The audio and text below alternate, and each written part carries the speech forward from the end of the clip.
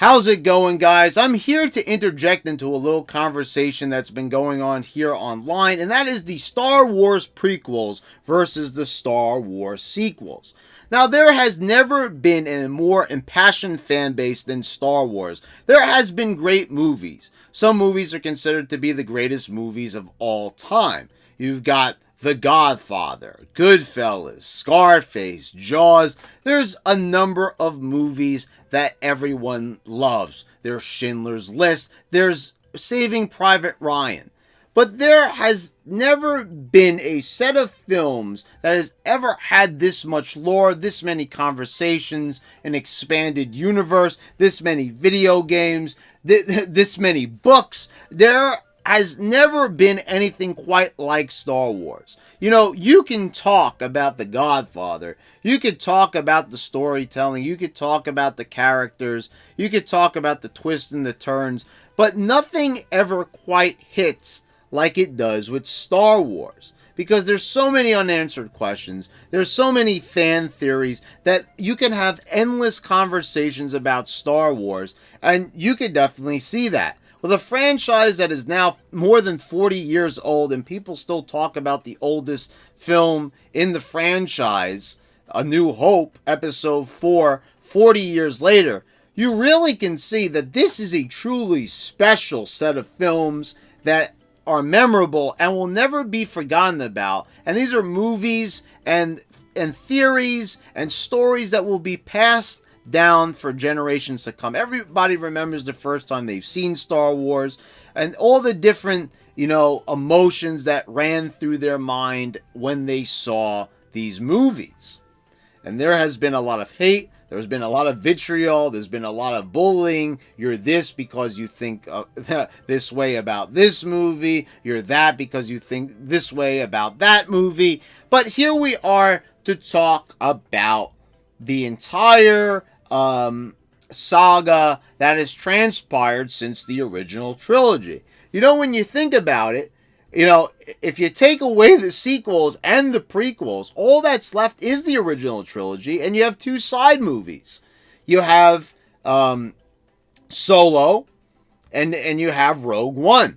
And you also have the Clone Wars movies, but a lot of people don't seem to really count that movie because it's a cartoon. But if you want to talk about live action Star Wars, then there's only two other movies. And most people seem to agree that their favorite films are the original trilogy. And I agree with them. But I also love the prequels. And I also love the sequels. And there is a very small portion of people online, and that doesn't mean that those are the only people that enjoy those movies, altogether, because those are just the people that have a voice online.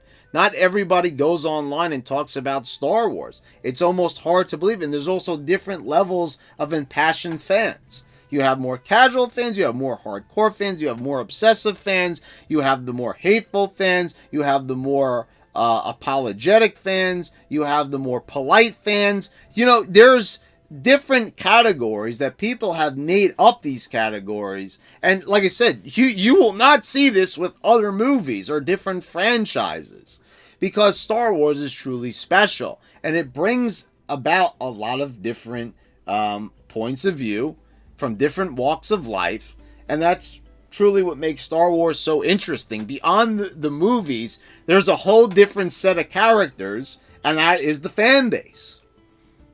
But when you think about it, there's a lot of hate towards these movies. Why do people hate the prequels so much? Why do they hate the sequels so much? Why do some people like the sequels better? Why do so many people like the prequels better? And you can see that this goes, a number of ways. And I've already talked about that there is no one who hates Star Wars more than Star Wars fans. But there's also, of course, Star Wars fans love Star Wars, or else they would not be fans, right?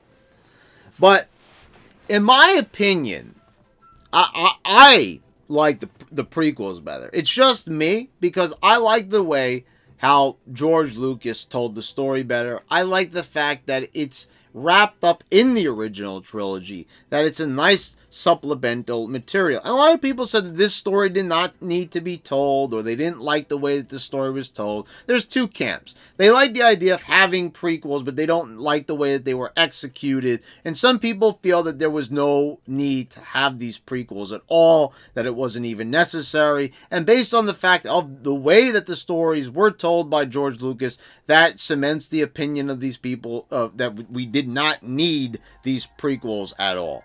Maybe if they were more to their liking, they might deem them as worthy Star Wars movies and that we didn't need them. But see, that's the difference of opinion.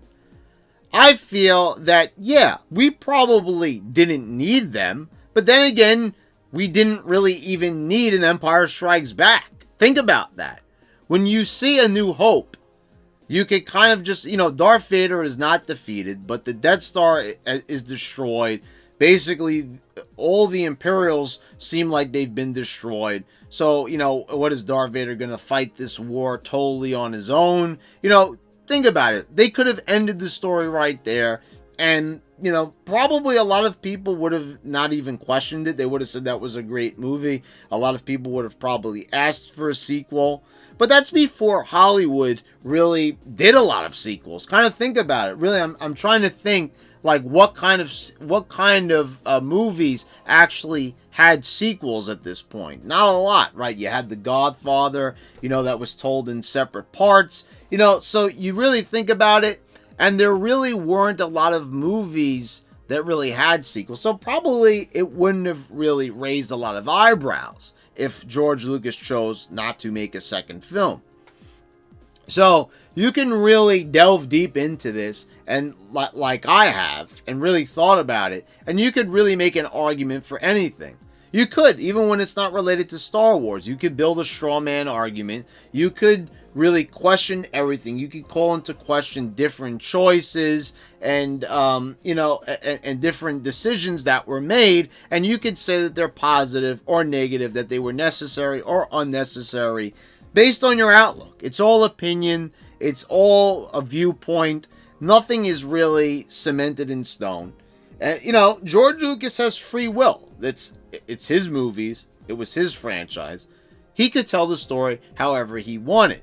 But people felt that the story should be told in a certain way, and people also said that the movies lacked the magic of the original films, that George Lucas was just doing this for the money. There was different theories, and it's funny because when it comes to the sequels, people also say the same thing.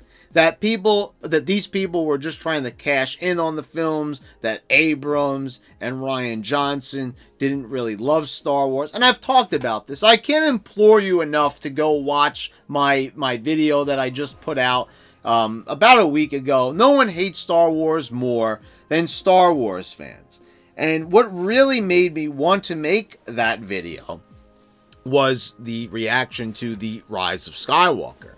And now we're going to get into that now. We're going to talk a little bit about, the hatred and the negativity that goes into Star Wars. So, when Episode 1, The Phantom Menace, came out, as far as I know, as far as, like, the reactions to people in school at the time, when I saw this film, I was in 6th grade. Later on in the year, I was going to be headed into 7th grade.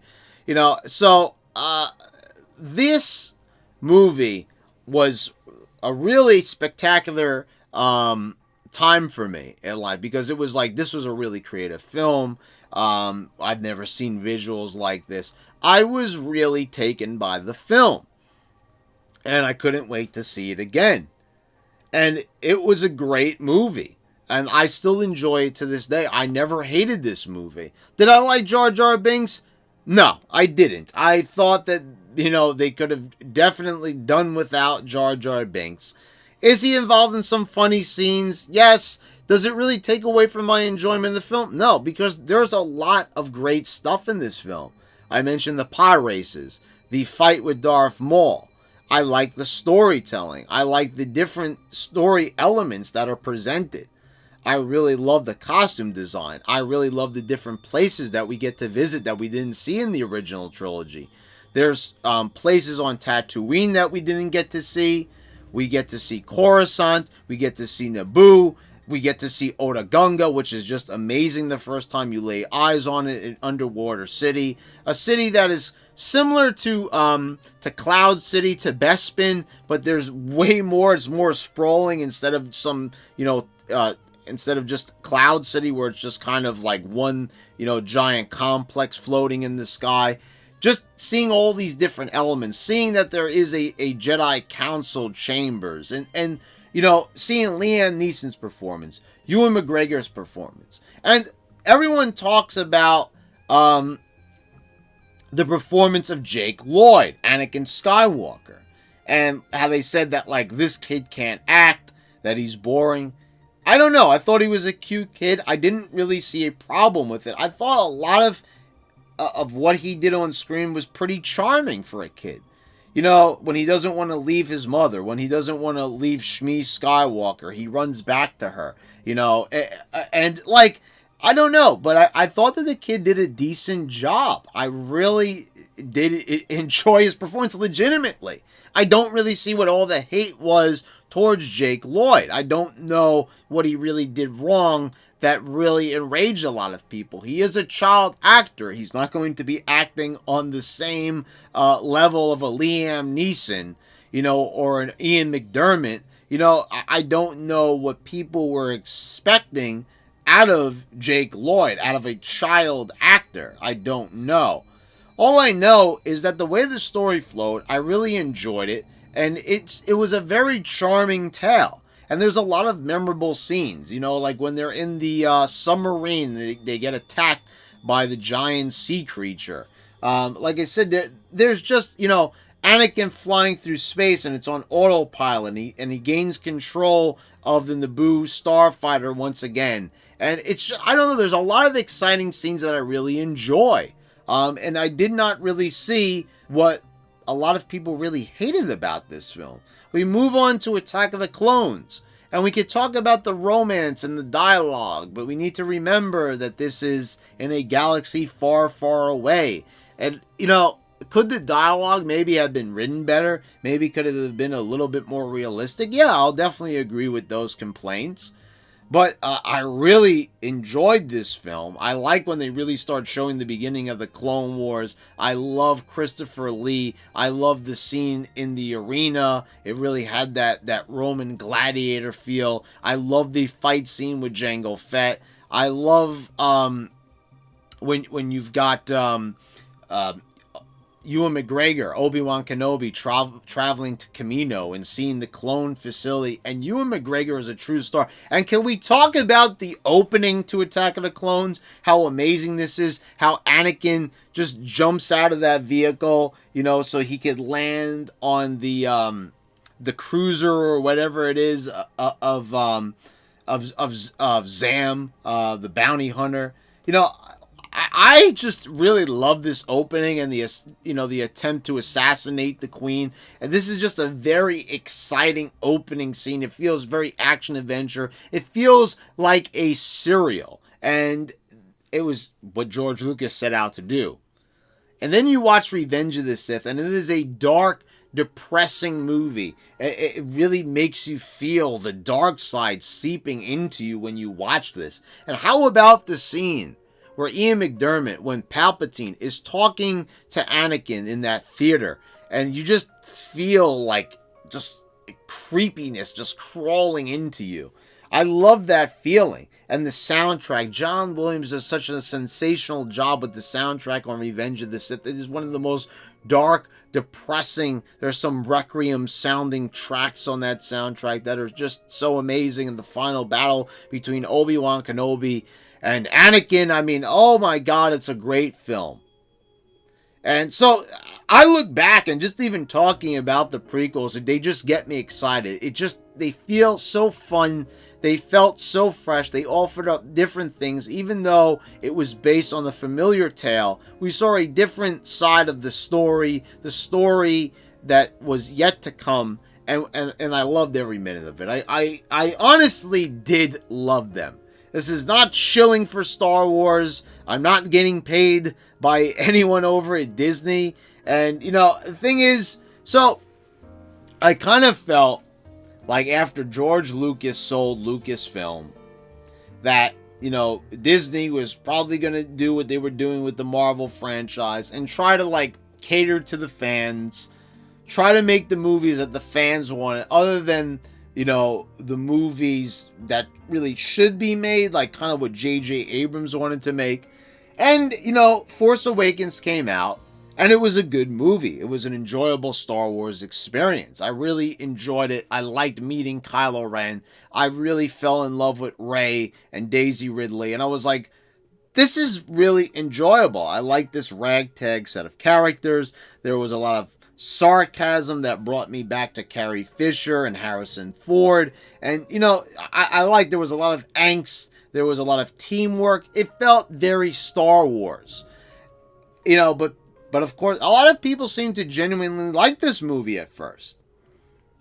But the thing is, many people, almost as soon as the movie ended, started saying, oh, this movie was too much like A New Hope.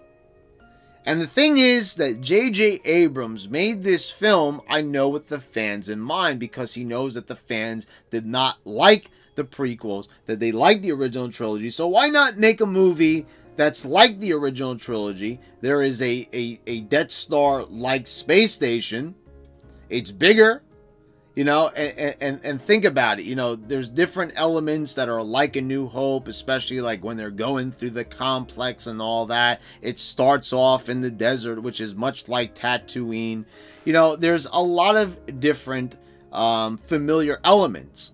And with that in mind, that's why J.J. Abrams did the movie a lot like A New Hope, and it did it in a similar style. But a lot of people said it was too similar.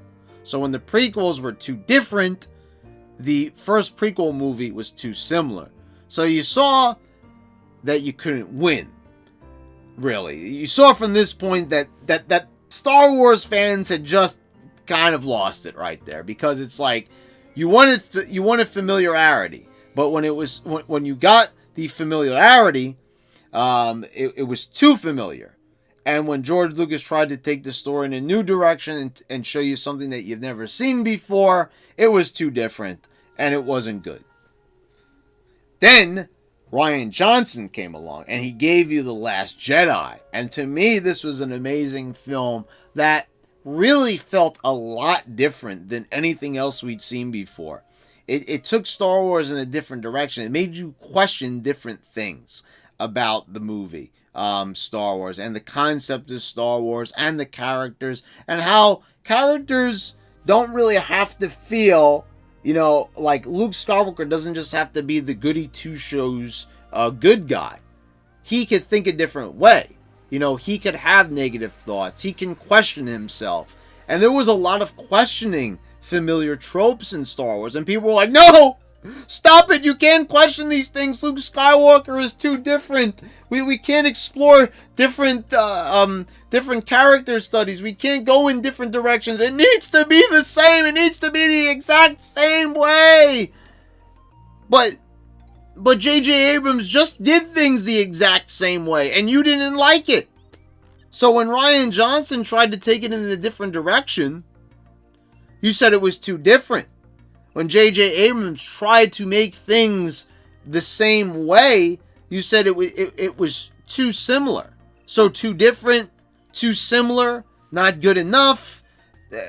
You know, you kind of, once again, have to say, what's wrong here? Is the problem Star Wars, or is the problem Star Wars fans? Then we get The Rise of Skywalker.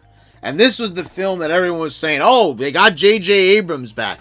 But guys, you didn't like what J.J. Abrams did with Star Wars in the first place. Now, I know no one said that Force Awakens was a bad movie, but there were connotations that things about it were bad.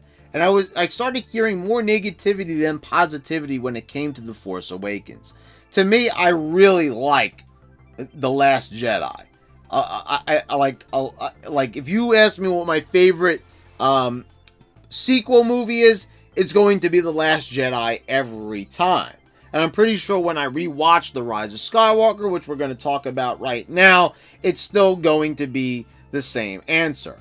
The Last Jedi just explored so many different things about Luke Skywalker, the Jedi, and just, it questioned things. And I really love that line that Benicio del Toro says, where he goes, "Live free, don't join." How they were selling weapons to the good guys, selling weapons to the bad guys. That it was all about making. And there's just so many different things that just kind of let your mind wander. And I really loved it because it really fed into Star Wars has so much rich lore. And it's all about asking questions. It's a very, broad, vast galaxy. There's even places called the Outer Rim.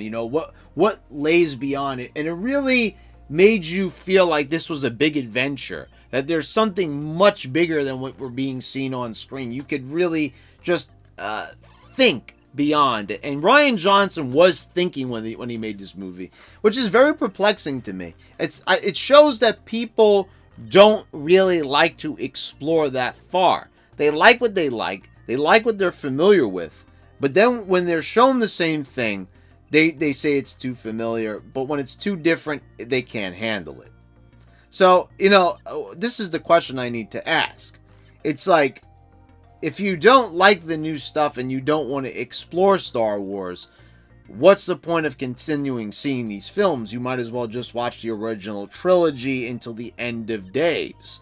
Because, you're not going to be satisfied, obviously, with anything else. Unless you make your own Star Wars movie. But there's no way that J.J. Abrams, Rian Johnson, or George Lucas, or Irvin Kershner, or anyone else is going to be able to look in the minds of all Star Wars fans and give them what they want. So when things got too different, The Rise of Skywalker kind of went back to familiar territory with the Emperor, but still tried some different things, tried to introduce some new elements, created some emotional between the characters, such as Kylo Ren and Rey, and tried to erase some of the more unpopular things, like the relationship between Rose and Finn. Now, I wasn't a big Rose fan. I mean, she kind of fit into the Star Wars universe as like one of the goofy characters, that's like socially awkward. And I didn't really mind her all that much, as a lot of other people did. I kind of found it sweet in a way, but was I really that big a fan of Rose Tico? Not exceptionally, so it really didn't bother me that she only had, about a minute of screen time in The Rise of Skywalker. But people said that this was too similar. They shouldn't have went back. That J.J. Abrams was trying to do too much, so too much, too little, went too far, didn't go far enough. You can't win, basically. So I enjoyed The Rise of Skywalker, but I still enjoyed The Last Jedi more because of the questions it made me ask, the way they explored the lore, and it really made me excited for the future of Star Wars. But, I feel like they kind of reined it a little bit more in with The Rise of Skywalker because they might have went a little bit too far with the exploration. Rian Johnson obviously was a visionary. And if you notice, George Lucas really seemed to like Rian Johnson's style of directing more. He said that it was beautifully made. When he called Awakens to be a bit of a betrayal, he liked Rian Johnson's style of doing things, and so did I. So this is kind of more in line. So I guess my love for Star Wars is more in line with George Lucas's, who did create this franchise. So you kind of see now, people are saying that the sequel trilogy was unnecessary. They should have never done it. But people were saying that we needed something to make up for the failure of the prequel trilogy. But you really have to ask yourselves a question now. Like, if the prequels weren't necessary and the sequels weren't necessary and nothing is necessary, then the original trilogy is just the only thing worth watching. So, like I'm saying, it's just really funny to me that, people love Star Wars so much, but we have not had a new entry in the original trilogy. We can't have a new entry because it's not the original trilogy. It wouldn't be an original trilogy if it was. The next chapter was The Force Awakens. I mean, people have now been watching new Star Wars movies, which in a couple of years is going to be for 4 decades. You know, it's going to be close to 40 years, right? We hit 40 years of Star Wars back in 2017. Now we're headed into 2020. So I need to now really ask the question, are we just going to keep repeatedly just, harping on the original trilogy is the best and not care to admit that anything was good about these other movies? Are you not interested in exploring different sections? Is Star Wars not allowed to have different layers? Is it not allowed to delve into different subject matter and different characters? Because when they did do that, you kind of made J.J. Abrams go back to the Emperor because people seemed too scared by what Rian Johnson had to offer.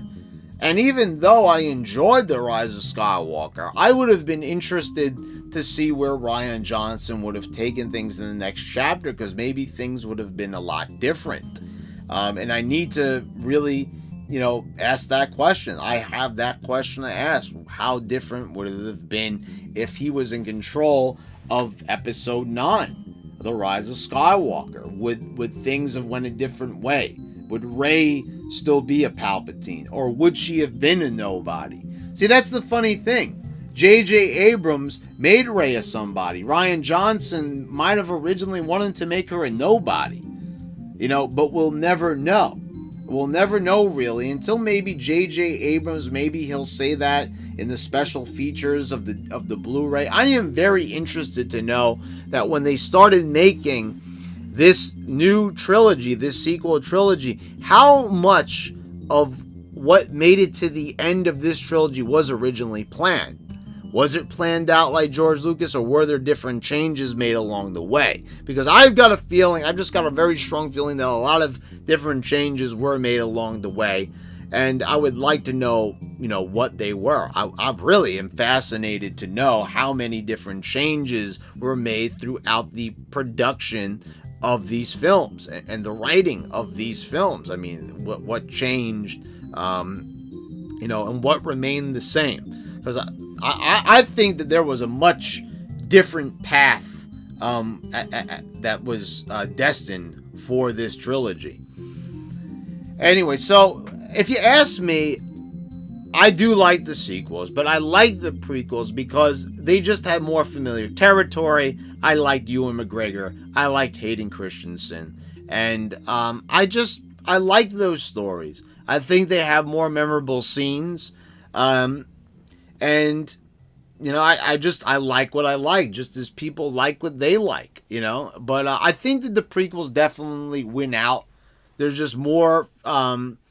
I like the level of familiarity, while still offering up many new things that we didn't even know about while watching the original trilogy. And, I just like the actors and the characters more. And I really love Obi-Wan and Anakin Skywalker. And I like how they play off of one another. I really enjoy a lot of the jokes and the adventures along the way. And I think there's more breathtaking scenery. There's just a lot of different things that I enjoy more about it, And so I'll say that the prequels win this one out. But the sequels definitely have their place in Star Wars, and I enjoyed them. And guys, let me know what you think in the comments down below. Do you like the sequels better? Do you like the prequels better? Do you like both, or do you hate both? Let me know and give a reason down below. And also what I would welcome is anyone that wants to make any video responses to this and tell me about the points of the video that you agreed or disagree with. I would love to see that, and I would watch your video and I will comment on it and make a video response back to you. So guys, I hope you all enjoyed the video. Please subscribe if you haven't already. Click the bell so you get all notifications when I post all my new videos. And guys, thank you all for watching. I will see you next time.